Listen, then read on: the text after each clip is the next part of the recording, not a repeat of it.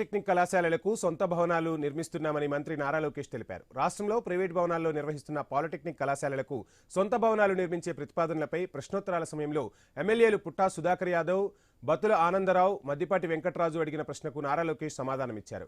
కూటమి అధికారంలోకి వచ్చాక 2 పాలిటెక్నిక్ కళాశాలలకు భవన నిర్మాణ పనులు చేపట్టామని తెలిపారు. 5 పాలిటెక్నిక్లకు చోడవరం, పొన్నూరు, బేతంచెర్ల, మైదుకూరు, గుంతకల్లులో భూములు కేటాయించినట్లు స్పష్టం చేశారు. కోనసీమలోనూ ప్రభుత్వ పాలిటెక్నిక్ కళాశాల ఏర్పాటు చేసే అంశంపై చర్చిస్తామని వెల్లడించారు మంత్రి నారా లోకేష్. రాష్ట్ర వ్యాప్తంగా 10 ప్రభుత్వ పాలిటెక్నిక్స్ లో సొంత భవనాలు లేవు అధ్యక్ష.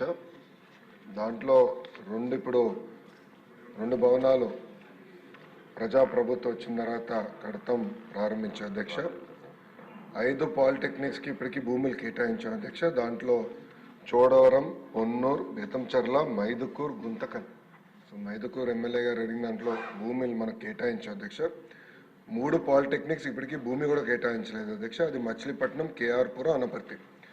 ముందల ఈ 3టికి భూములు కేటాయించి ఈ 5 కూడా మేము కేంద్ర ప్రభుత్వంతో కూడా డిస్కస్ చేసి నిధులు ఎట్లా సమకూర్చి సొంత భవనాలు కట్టాలనేది 10 పాలిటెక్నిక్లకి ఒక లక్ష్యంగా మేము పెట్టుకుంటాం జరిగింది అధ్యక్ష. అది మేము పూర్తి